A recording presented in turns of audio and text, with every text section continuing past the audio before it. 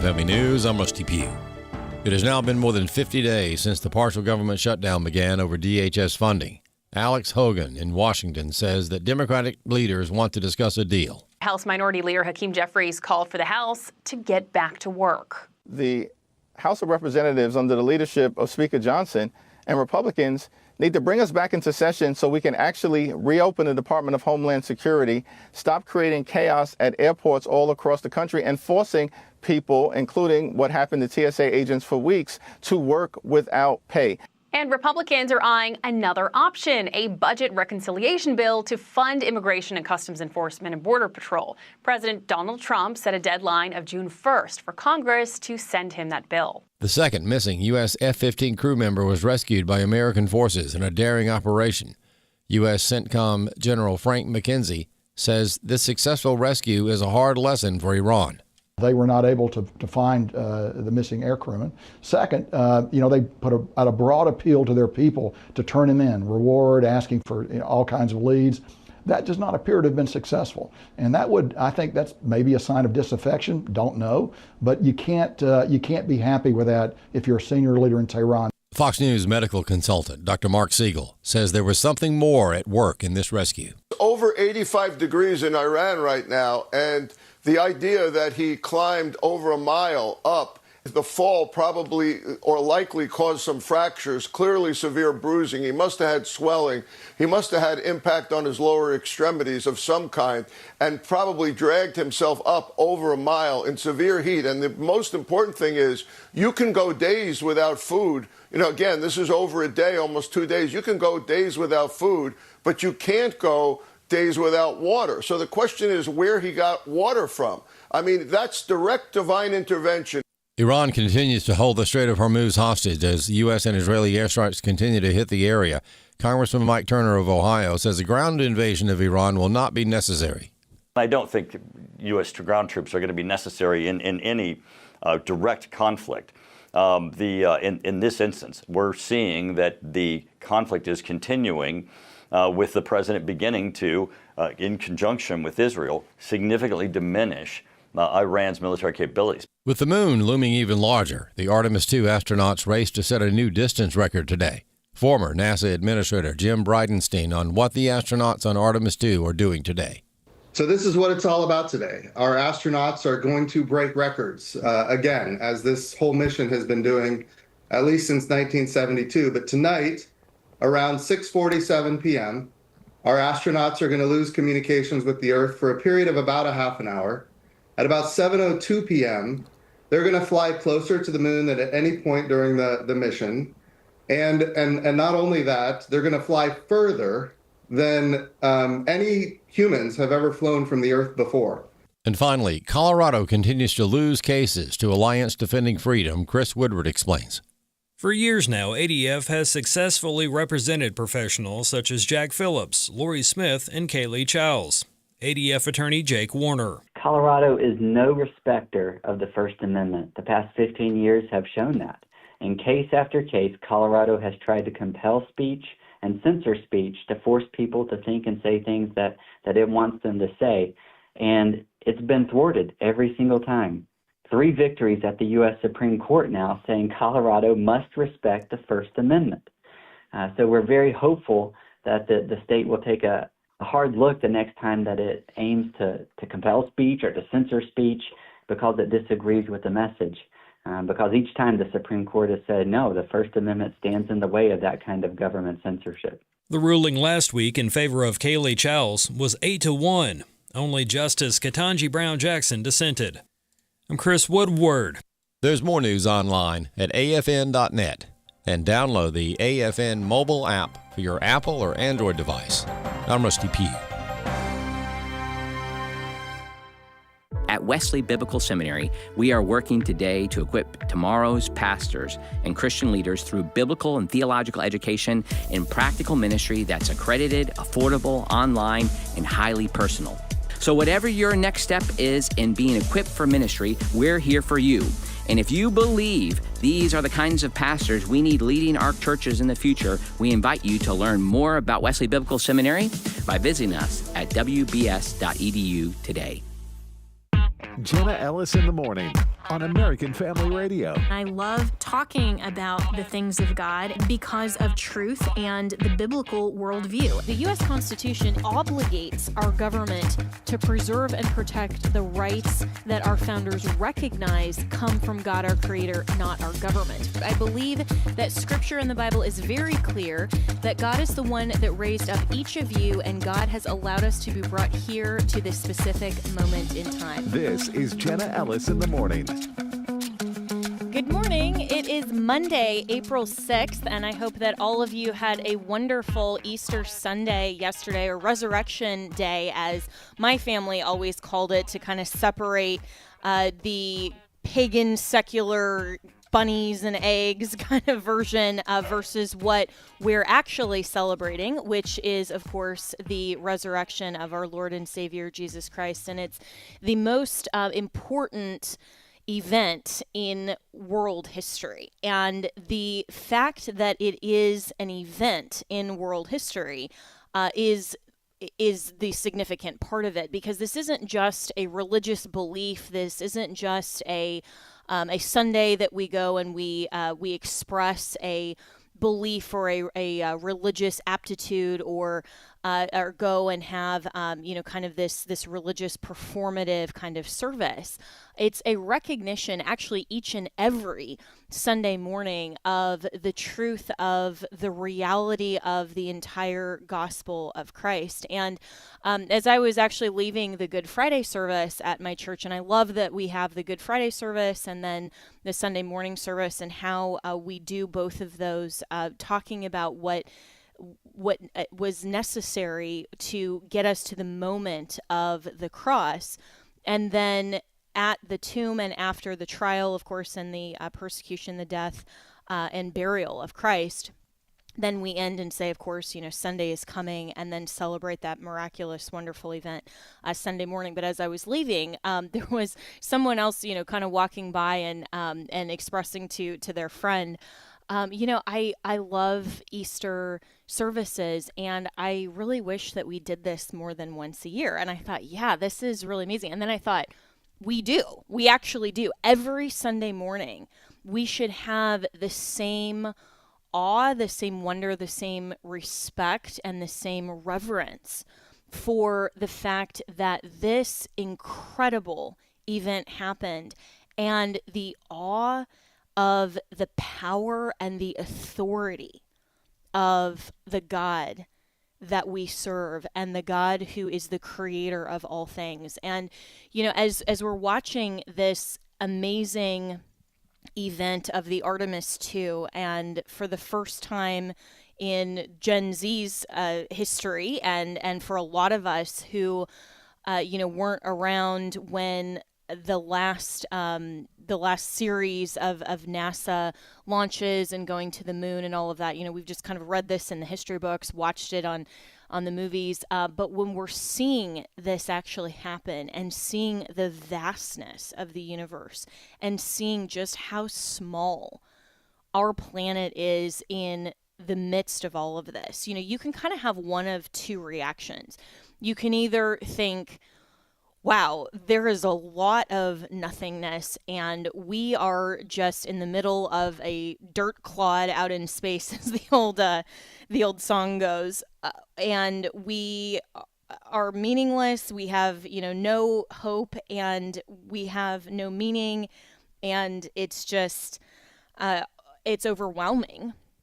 Or you can have the response, isn't it incredible how fine-tuned our universe is and our planet is for habitation of the creation of mankind, and for the discoverable nature of the reality of God, that we can be on a planet that is so perfectly fine-tuned for life, for us, and for the physical reality of human life. And to see how incredible all of these pictures are from the Artemis, and to see the wonders of creation, and you think about the vastness of our universe. I mean, not even just our solar system, but then how far it goes beyond even the short distance, really, by comparison, that the Artemis 2 is taking. And then if you think down as well to how minuscule the creation is on a cellular, molecular, and even DNA level. And my pastor was talking about that actually yesterday, and talking about just the power and the awe of God, and how we need to be so reverent and in awe of his creation.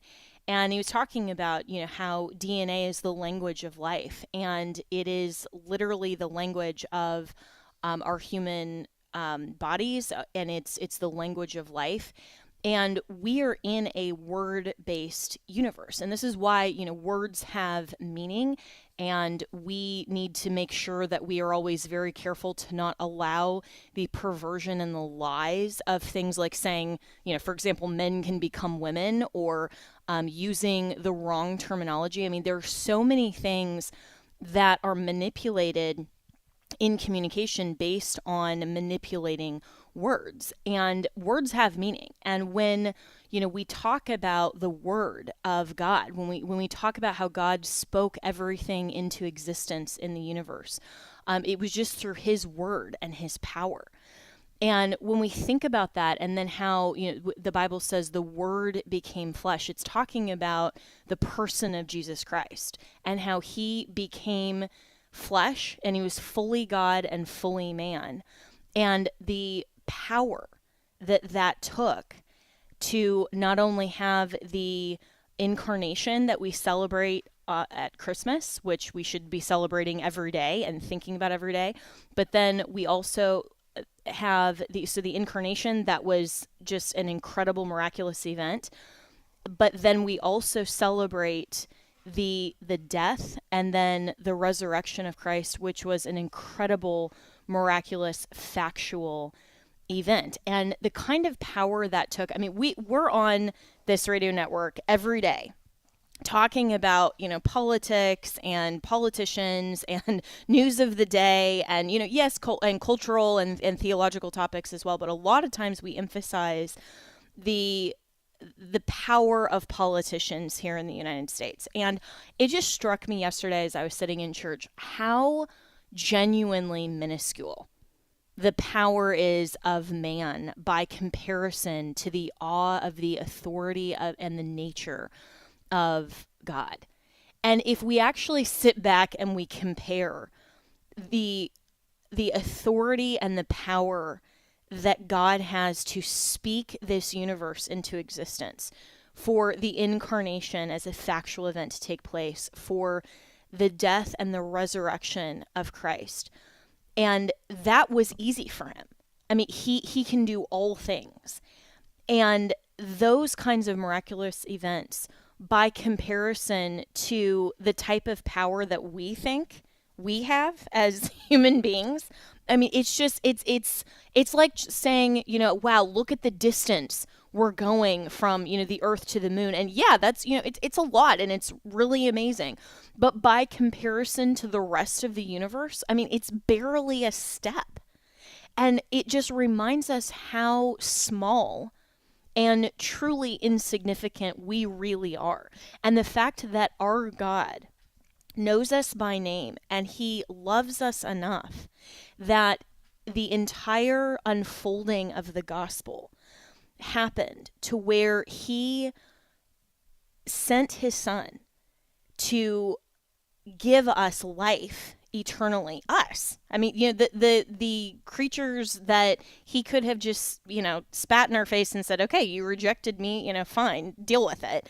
He didn't have to, but the fact that he loves us so much that this event actually factually took place is just incredible. And I think we take it for granted too much, because we have especially in our American society, we've become so accustomed to exercising religious freedom, to growing up in a culture really that is very Christian by comparison to some other cultures.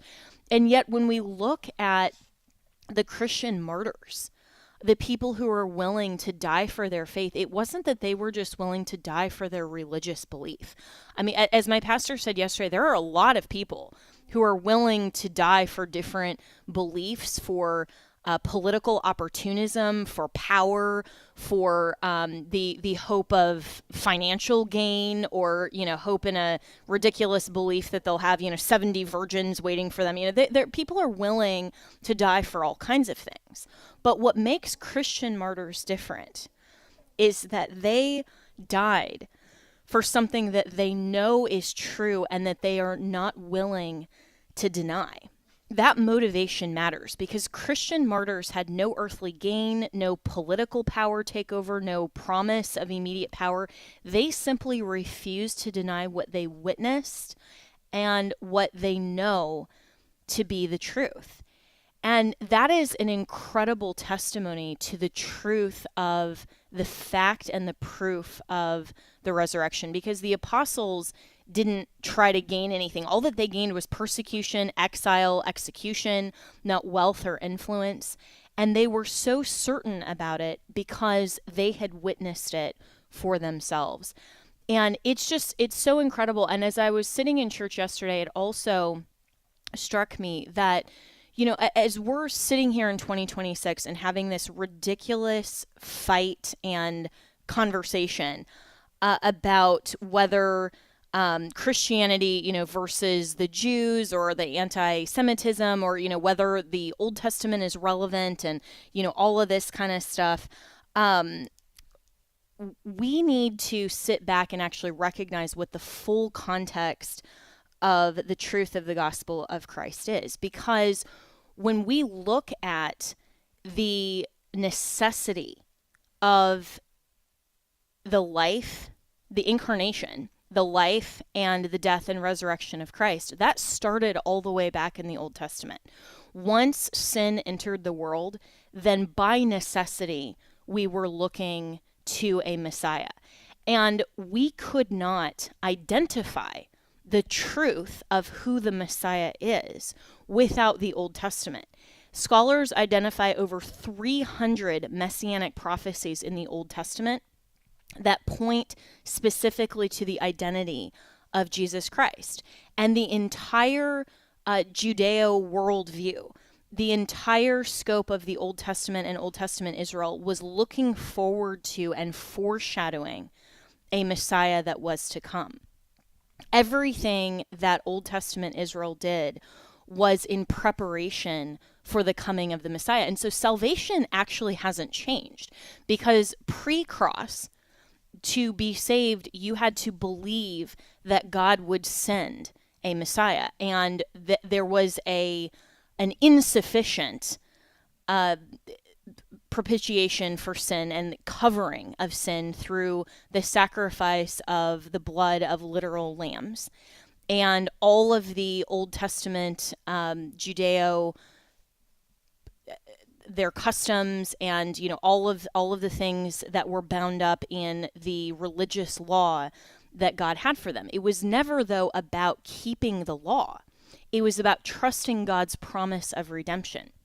And the entire Old Testament is a foreshadowing and a prophetic word of how we were going to recognize the Messiah when he came.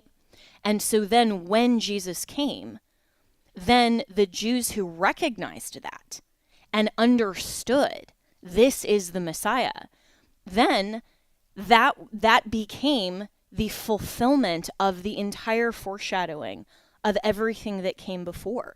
And we would not have Christianity, we would not have the Messiah without what had gone before, because it's the entire grand narrative of the truth of the gospel of Christ.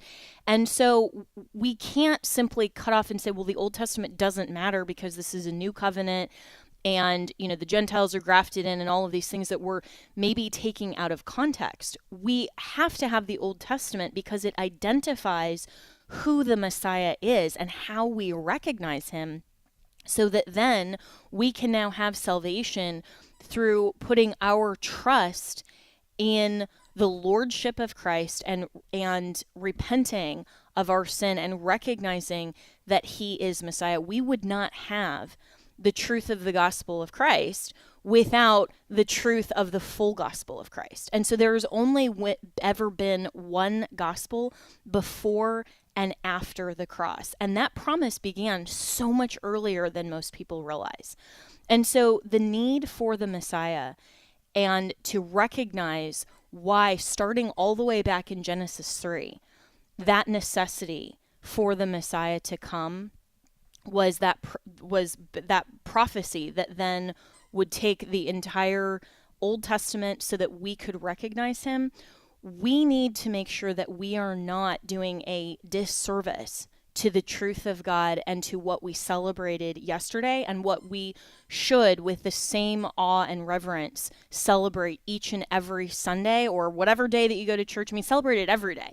But that's why Christians now celebrate Sunday morning, is because every week we stand up in church, we gather together, and we testify faithfully to the truth that we know the identity of the Messiah who came, and we are trusting in God's entire redemptive plan, and that we are now part of the new covenant in his blood. But we recognize the Messiah and we know his identity because of the full scope of the gospel. So it's really incredible, and we need to have that same awe every Sunday when we go and we worship the Lord. We have to take a break here. So much more to be said on this, but I hope that as you have been celebrating Easter Sunday, and we can take a break here, Devin. I hope that as you are celebrating Easter Sunday and you're thinking about all of that, that you are reminded of how amazing and powerful and wonderful our God truly is. He is an awesome God. And in spite of the headlines, in spite of, everything else that we're going to be talking about this week and moving forward, we never cease to fail to recognize that our God is an awesome God. He is powerful, all-powerful. And as much as we can and should be frustrated with our own insufficient, feeble human governments, we know that we can rest our eternal hope in the salvation that only comes through Christ Jesus. We'll be right back.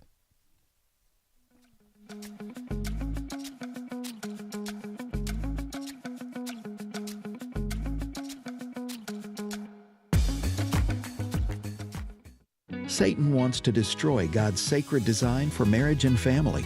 How do we defend them in this hostile culture? Activate Summit 2026 is July 16th through the 18th at the Cadence Bank Arena in Tupelo, Mississippi. And the focus this year is on God's plan for marriage and family. Speakers include Bert Harper. Love your neighbor as yourself. Do y'all see the emphasis God puts on that? Jeff Shreve. The devil uses people as his pawns, so to speak. Jessica Peck. Stepping into their world, what they like, that's a great way to start. And more.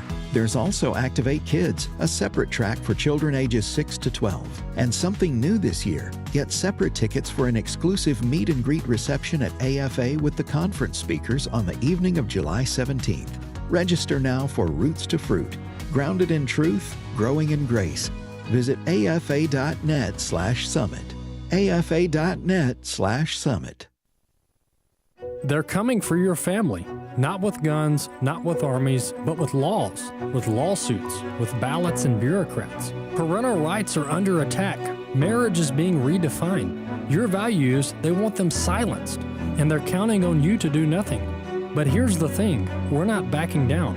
I'm Walker Wildman, and AFA Action is in the fight, in the legislature, in the courtroom, and at the ballot box. We're stopping bad legislation, we're challenging activist judges, and through iVoter Guide, we're helping Christians vote like it matters, because it does. Thousands of families are already standing with us, and I believe the American family is still worth fighting for. But we can't do it without you, and we need your help today. Visit afaaction.net right now. Give today. Join us on the front lines, because the other side isn't slowing down, and neither can we. afaaction.net. Your voice, your values, your vote. Hello, Americans. I'm Todd Stearns. Stand by for news and commentary next. A disturbing story out of Saline, Michigan, a town of about 9,000 citizens. The middle school facing national outrage. The school's Gay Straight Alliance posted a video showing a classroom filled with students, all of whom claiming to be transgender or non-binary. So what are the odds an entire classroom of children at one school identify as trans or non-binary? Well, based on the video, it appears there were about 40 kids in that classroom, meaning roughly 4% of the school identifies as trans.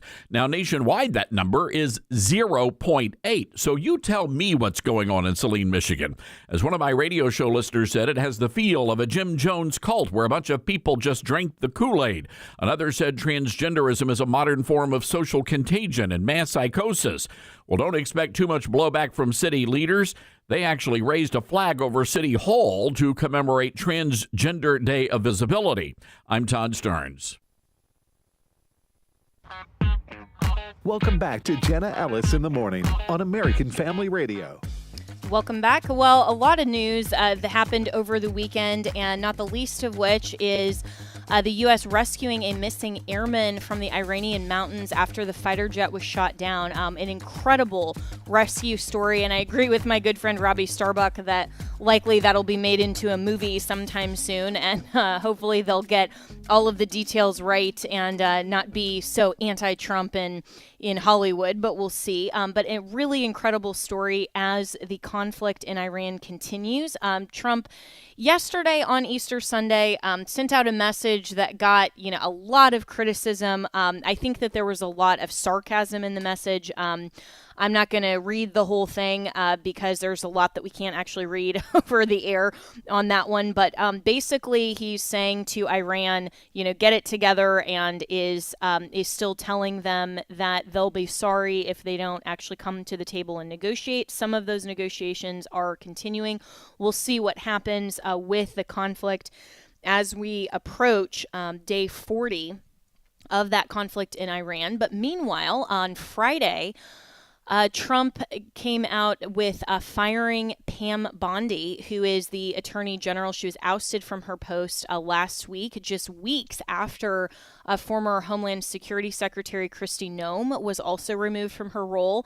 But according to The Hill, Trump says not to expect cabinet shakeup after Bondi and Noem firing. So he warned against reading into reports of an impending cabinet shakeup during a brief phone interview on Sunday. Trump told The Hill that reports of staffing shakeups should not be read into, saying the country was on the right track. So, while the cabinet may be continuing in its current form, at least for the future. The current future right now, we still need to see who is going to be the next Attorney General and who will be nominated. So let's welcome in Gerard Filitti. He's Senior Counsel for the Lawfare Project. And Gerard, overall, I was very happy to see Pam Bondi go. I mean, I've known her as a personal friend for years. I think she's a brilliant lawyer. I think, she's excellent, but I don't think she did a particularly good job, at least on the scale of what the American people can observe. I think the handling of the entire PR around the Epstein files was handled poorly from the very beginning all the way through. There were a lot of frustrations. I know that Dan Bongino and others who were in the FBI had voiced frustrations that she wasn't willing to go after certain targets, that she really wasn't able or willing to be kind of this hardcore attorney general that the American people want. And it seems like nobody that Trump has appointed to this position has been able to be a seriously effective attorney general. And so this raises the question of who could be a really good replacement. But with that really good replacement, would that be somebody that this particular Senate would confirm? Well, that's an excellent question. And really, we have to look at the issues that are systemic in the Justice Department that have kept Pam Bondi or potentially would hamper anyone else from being as effective as President Trump would like. And really, the Justice Department has been shown over the years to be entrenched with Democratic operatives and people who just don't like Republicans, don't like conservative values, and have weaponized the department itself. So whoever is in there has a tough task ahead of them to begin with. Pam Bondi certainly didn't do herself any favors, the way she handled the Epstein files, the way she testified before Congress, and the lack of what some perceived as progress in prosecuting some people from the previous administration who certainly seemed to have violated the law. But the next Attorney General will have an equally difficult task. There's been talk about people like Lee Zeldin coming in, who Trump trusts implicitly and is a fantastic lawyer with great experience. But anyone who comes into that job is going to be facing an uphill task. Yeah, and that is the reality of it. I mean, it's not, we shouldn't want an attorney general to come in that just, goes out and starts filing all kinds of, lawfare just because of retaliation or vengeance or anything like that. I mean, obviously there are contours and boundaries to this job, but we should want someone that is genuinely effective and is willing to prosecute offenders and people who've actually violated the law, regardless of the position of power they might hold or whether they have an R or D after their name. And it's that kind of two-tiered system of justice that I think people are so frustrated with, because they see the average Christian, right, who is getting prosecuted under the FACE Act, and they're seeing all of the persecution of conservatives, of Christians, of Trump supporters through the Biden administration, and then Trump finally gets in, and nobody is held accountable, and people who should be prosecuted under the whether it's the Epstein case or anywhere else. It seems like there's not really an appetite to actually do the business of the Department of Justice. And do you see that as more of a failing of Republicans to actually pursue accountability? Is this more partisan politicking, or what's kind of the rationale? I think in part the challenge is that when you're backwards looking and looking to bring accountability to people who have been making bad decisions in the past, it's much easier to get distracted by politics. It's much easier to get drawn into a political discussion instead of a legal one. And this plays out in mass media as well. The Justice Department perhaps would be in a better position to be looking in and focusing its investigative efforts on the fraud that we're seeing in Minnesota, the fraud that we're seeing in California, these large-scale schemes that are coming from progressive left-leaning states like those run by Governor Newsom or Governor Walz, where you have clear criminal violations, but they're less political than you might think, because these are something that is grabbing the American public's attention. You're not looking to relitigate something that happened 3 or 4 years ago in the political sphere, but you're looking at crimes that impact everyday Americans. And I think when the Justice Department loses that focus, then Republicans need to do a better job of focusing it, especially when they have both houses of Congress and the White House.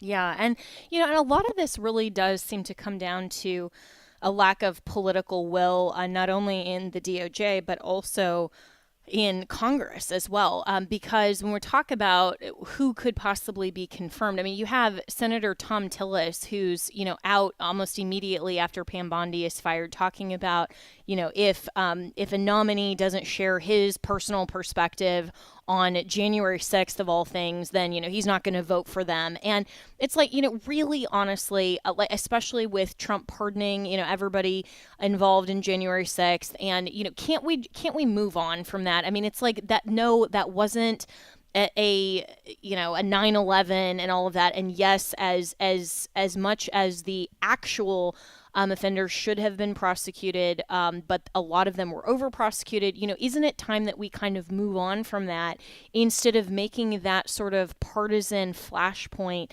such a big issue for a future nominee? And it's almost like that's just the litmus test to say, are you so loyal to Trump that you're willing to have his view of January 6th, or are you independent-minded enough that you're willing to go against his view and tell us that? I mean, that to me doesn't make or break an attorney general's effectiveness. I mean, I could disagree with an attorney general nominee on a variety of things of January 6th, and they could still be incredibly effective or incredibly ineffective. That to me is not the litmus test, and it's really frustrating that even Republican senators would choose to focus on something like that instead of actual competency.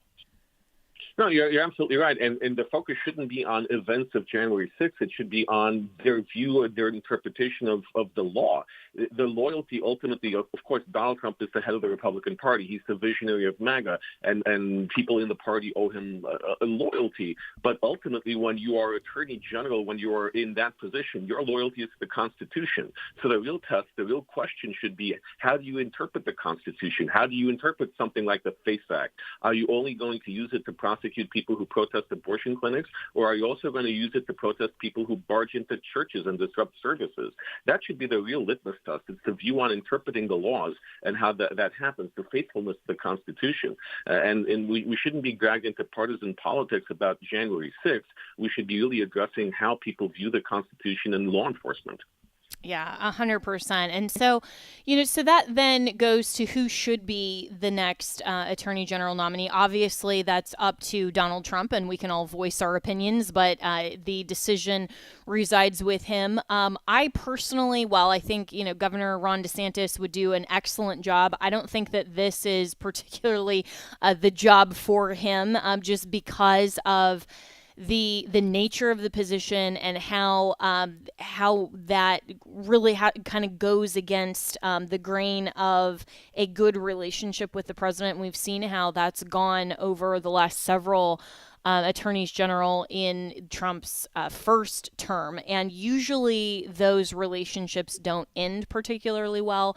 And if Governor DeSantis decides to go into the Trump administration after his tenure and his term as governor, then, great. But I'd love to see him in more of an administrative position, not something like the DOJ, even though, he would do a good job.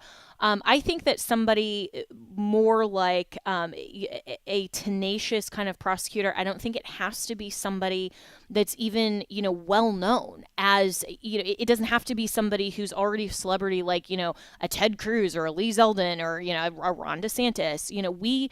We should want someone who is effective, not someone who is just well known. But Lee Zeldin seems to be somebody that at least has gotten some attention that maybe Trump is considering. What do you think of him if he is going to be the nominee? I think he has an excellent chance of making it through Senate confirmation, and he certainly has the temperament for it. And temperament is really important here. It's not just the vision that Donald Trump has, but when you are Attorney General, you need to work well and be really diplomatic, not just with the White House, but with Congress, with people within the Justice Department, and ultimately with judges as well. So it's a really tough position to balance because on the one hand, we do want someone who is an aggressive and capable prosecutor, but we also need someone who has the skill to bring people together to work towards that. And we've seen within Pam Bondi's Justice Department very much an era of divisiveness that kept prosecutions from taking place, that led to resignations and hampered the process significantly. So Lee Zeldin, he is known for being in many ways diplomatic and speaking well and getting along where he needs to. I also think Todd Blanche is underrated as someone who could remain in the job currently as interim AG.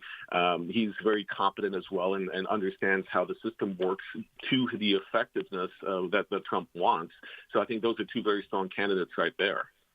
Yeah, and Todd Blanche, there's been a lot of concern just because of his history formerly of being a Democrat, and obviously once he started representing Trump and went into the DOJ, switched his affiliation, which looked what it is, which is just very political, and it's fine, right? I mean, it's something that, in my view, it's not necessarily a drawback to say that, you were formerly a Democrat and now you're coming into the Justice Department. Because when I was a prosecutor, there were people who I actually found were better, more ethical prosecutors who were Democrats in Colorado just because of their view overall of what justice requires than some Republicans. And so it wasn't so much that the Republican versus Democrat view mattered as much when you're talking about prosecution overall and the justice system. So that doesn't, to me, bother me as much unless it's something that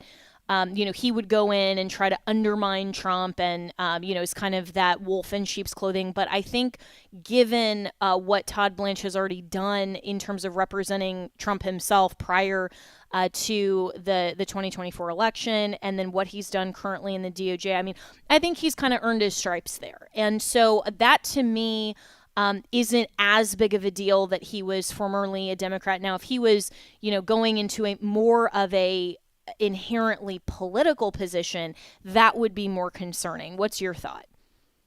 Well, Ronald Reagan began his political career as a Democrat. I'm not concerned about, I'm not concerned about past allegiances. I'm more concerned about where they view things today, whether they support the agenda that the conservatives are trying to fight for, but whether they're able and competent to support that in court, in the justice system, which is what this job calls for. And I think Todd Blanche has shown that he can. He is certainly on the same page as MAGA when it comes to priorities. So I'm not concerned about his past affiliations. It really comes down to, is he going to be a strong advocate for the Trump administration while remaining as impartial as possible in the administration of justice? And I think that he certainly has, as you say, earned his stripes in that. Yeah. And, and I really hope that for everyone listening, the emphasis and the focus on, and again, I don't think our opinion is necessarily going to carry weight. Trump will choose who he will. But if the public kind of, cry or clamor for, certain individuals weighs anything on President Trump's mind, I hope that we are smart enough to want someone who is competent, qualified, and, frankly, a really strategic, more ruthless person who doesn't care as much about politics. They don't have a political agenda or aspiration. I would love to see somebody who, was not formerly in politics, rather than, what we're seeing a lot of the, kind of the focus on X, which is, people are wanting the attorney general pick like they, are picking their, their flag footballer lineup or whatever, their fantasy football lineup, where it's more about the celebrity nature of the individual. And I think that that's a mistake for any position when it comes to government. Celebrity shouldn't matter. But especially when it comes to something like the Department of Justice that really needs someone who understands the interests of justice and is willing to pursue that without fear or favor and without caring about politics. And that's something, honestly, that would make somebody like a Ron DeSantis very good. Because he has proven over and over, he doesn't care what the media says. He's going to do the right thing. And he's going to get things done regardless. And so somebody in that kind of mindset and vein, I really hope is the next pick, because it really seems like, Gerard, Trump just has a real difficulty picking attorneys general. He hasn't had a really good track record on this front. No, he hasn't. But then again, we also, as critical as I can be of Pam Bondi, we do have to look at all of Trump's attorney generals have done the job when it mattered. They've gone after transnational gangs, they've gone after terrorist organizations. And when it comes to the nuts and bolts of what the Justice Department needs to do, they've done that part of it. Unfortunately, they all have seen to get dragged into or mired into controversies that really bog down their work and their ability to help President Trump carry out his larger agenda. So that really, to me, I love Ron DeSantis. I think he would be a great attorney general. But my one concern is that when you do have someone who is a political name, someone who is known to the media, someone who is polarizing already, then that will just cause the department to be more polarized. Whereas if you have someone who is more of a technical expert who the media doesn't already hate, that the mainstream media doesn't already hate, they may actually be more effective at getting the job done. Yeah, well said. And we have to take a break here, but Gerard Filitti, really appreciate it. And, we'll see. And we'll also see if the Senate is willing to confirm Trump's next appointment without going through a lot of hoops and rigmarole. And the Senate, in my opinion, should confirm Trump's pick because Republicans do have the majority still, and so Trump should get his picks. The whole point of advice and consent isn't just to hamstring a president, but unless there's some really, really big issue with a nominee, hopefully, that will go through without, a lot of hassle, like, the DHS and Mark Wayne Mullen as the next Homeland Security nominee. I mean, he pretty much sailed right through. But Gerard Filitti, really appreciate it. You can follow him on X. We'll be right back with more.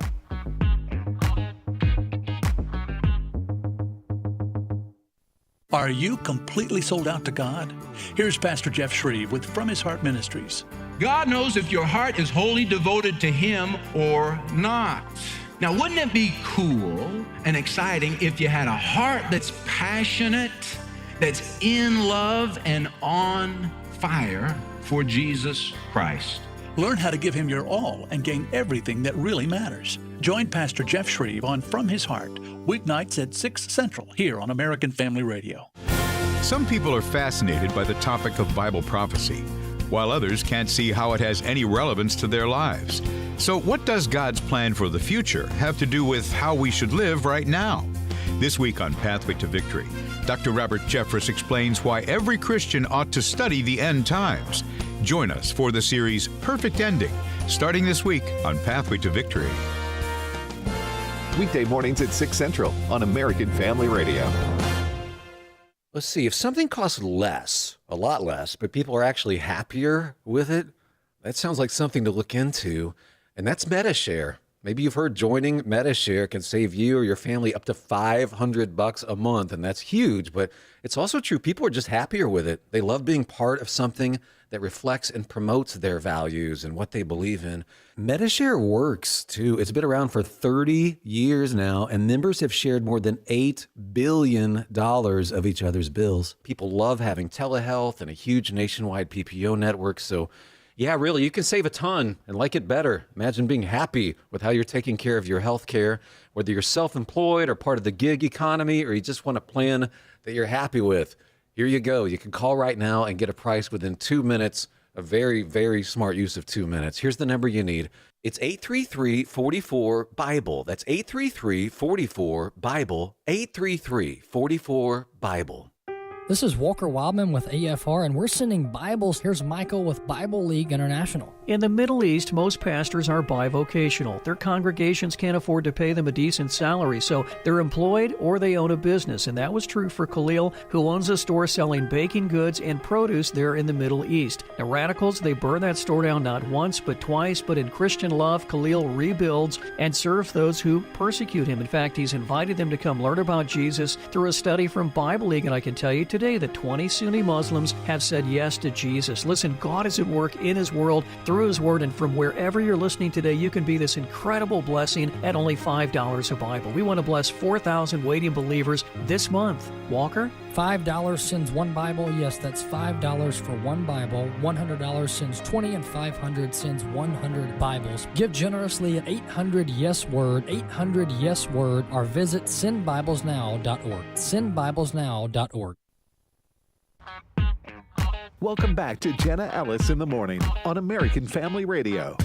Welcome back. And, as we've been talking about all of the issues with different religious beliefs in American society, and we've seen the rise, unfortunately, of the Sharia law in America, which is not a religious belief system. It is a different parallel legal system that has absolutely no authority in the United States, and thankfully the Sharia Law Caucus has been founded in Congress.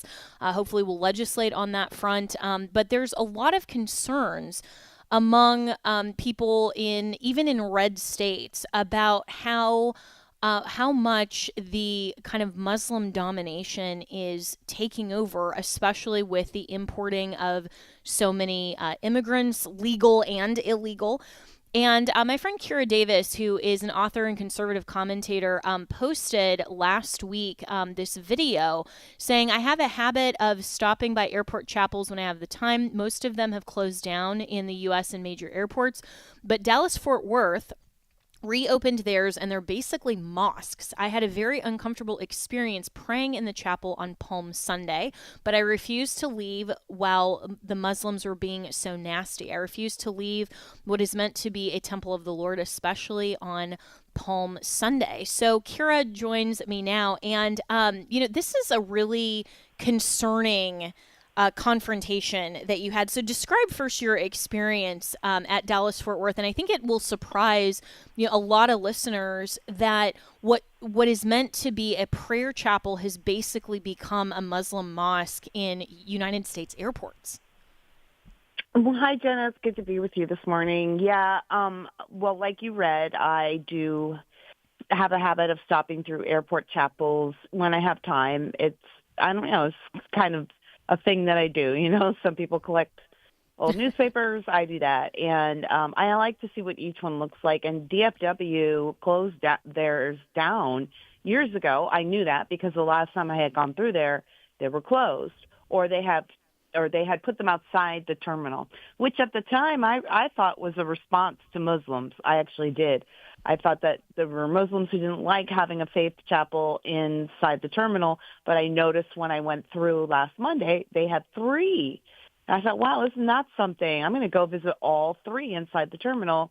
And the first one I went to felt like a mosque. It didn't have any Christian symbol in it. There were paintings on the wall that felt vaguely Islamic, although they were meant to represent houses of worship. But even there, no crosses painted on any of those buildings. And it just felt cold and empty. So I left. I went to the second one and sat down. Same situation. There was no crosses, no Christian symbolry, but lots of prayer rugs, hundreds, in fact, drawers filled with prayer rugs, Qurans, and a nice convenience sign on the wall that pointed you to Mecca. And it didn't feel like a chapel at all, but it was called the chapel, the interfaith chapel, of course. And I sat and prayed, but there was already a gentleman in there when I got there. He was on his phone. He was watching a video on his phone.